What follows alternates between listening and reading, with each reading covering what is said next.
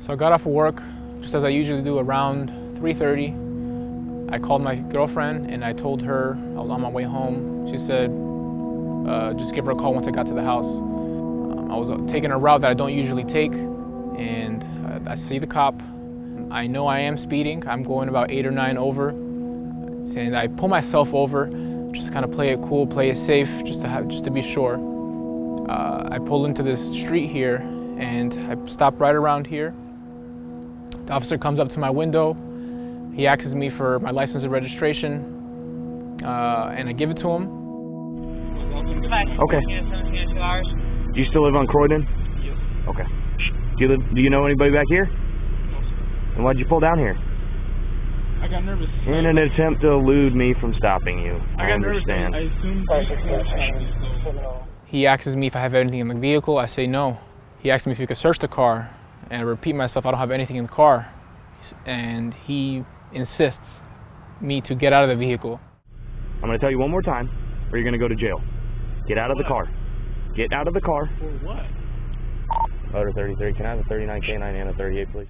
And I'm confused and I'm scared and I'm nervous, just because he's being very stern. I am giving you a lawful order to get out of the vehicle.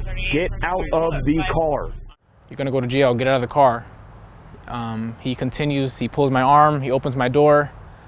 I'm confused, I'm nervous. Give me a reason. Get out of the car. Unbuckle your seatbelt and get out of the car. No, can you give me a reason why? Step it up. He's being uncooperative. Get out of the car. And I'm confused and I'm scared. Eventually the backup comes, they both pull me out of my car. Get out of the car. Oh my God, I cannot believe this. Get out of the car. All right, I'll fucking get out. Get out of the car. No, Get out of the car. I'm getting out. Put your hands behind your back. Put your hands behind your back. Stop resisting.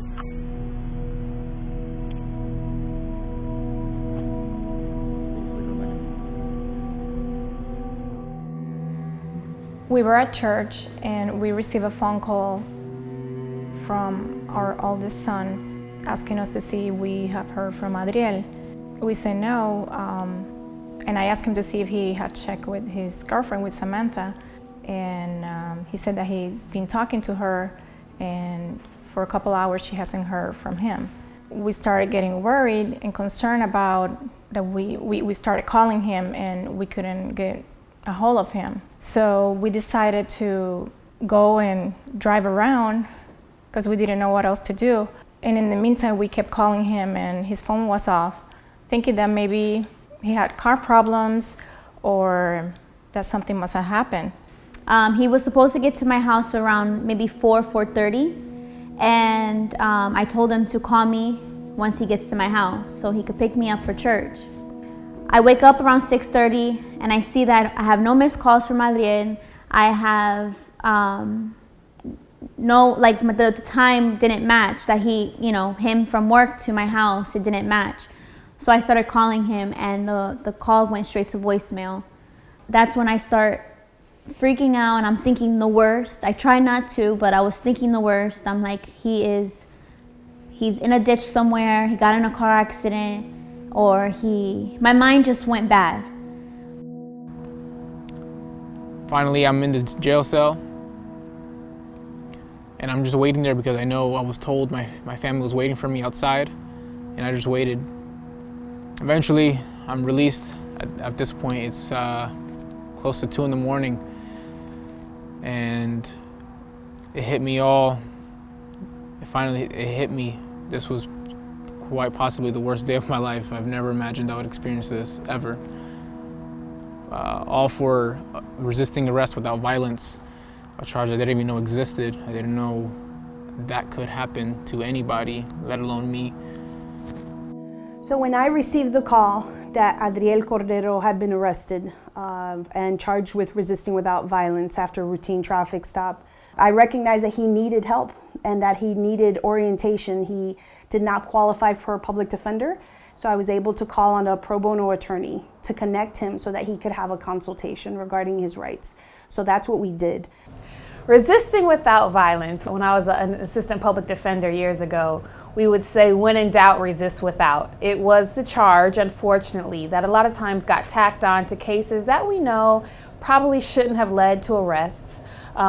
It's a very vague statute. It is against the law to resist an officer without violence, but what does that really mean? It's vague in saying that anything that if someone does that impedes an officer of doing their legal duty is resisting officer without violence, which pretty much anything officers can kind of fit into that category. So it can be a very frustrating charge for defendants and of course then for us as criminal defense attorneys. Most of my clients have been Latino or African Americans, especially when I was at the public defender's office. Profiling is definitely an issue, but it starts before the actual arrest of a charge like resisting officer without violence. It starts with why the person is getting pulled over. I have so many clients, Latino clients, that have been pulled over simply because they're driving a car that maybe doesn't look like they should be driving. Something simple like a tag light, which is a valid stop for an officer to pull you over. What's frustrating is when a simple traffic stop, which should be about 10 to 15 minutes, ends in an arrest for something like resisting officer without violence. It's extremely frustrating.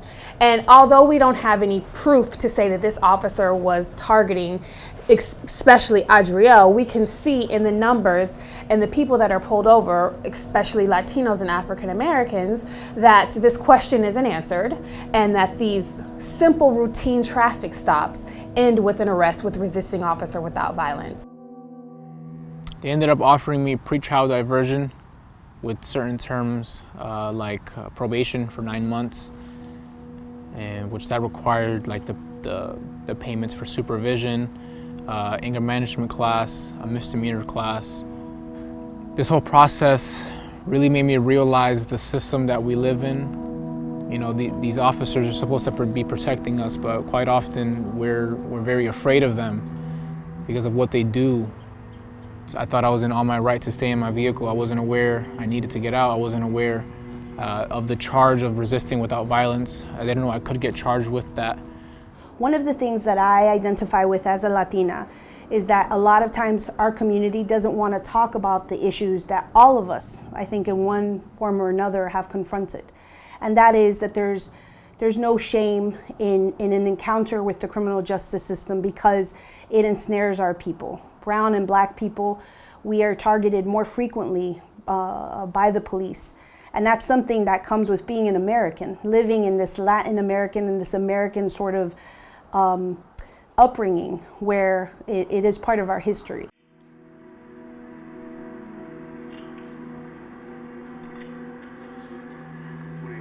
I am giving you a lawful order to get out of the vehicle. Get out of the car. I'm not going to get out. Get out of the car. Why? Because I'm telling you to get out of the car. Touch my car. Get out of the car. Why? Get out of the car. Now, I am telling you to get out of the car. Give me a reason. Get out of the car. Unbuckle your seatbelt and get out of the car. No. Can you give me a reason why? Step it up. He's being uncooperative. Get out of the car. All right, I'm fucking get out. Get out of the car. No. Get out of the car. I'm getting out. Put your hands behind your back. Put your hands behind your back. Stop resisting.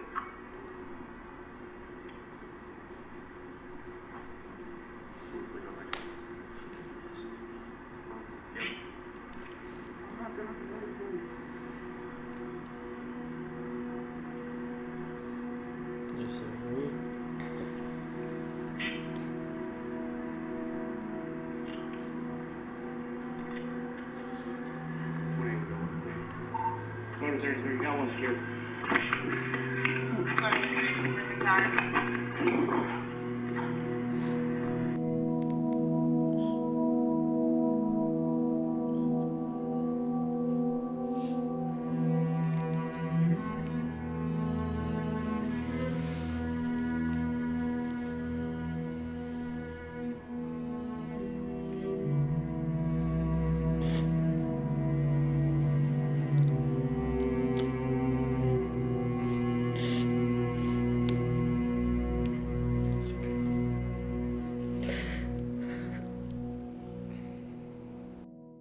Resisting officer without violence, what the heck does that mean?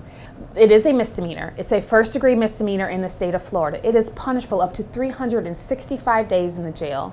It is punishable up to a year of probation, and it is punishable up to a maximum fine of $1,000. So you can literally go to jail for 1 year for tensing your wrist while being arrested, for asking questions while being arrested. So knowing that, I think, can help us protect ourselves from being victims of this charge.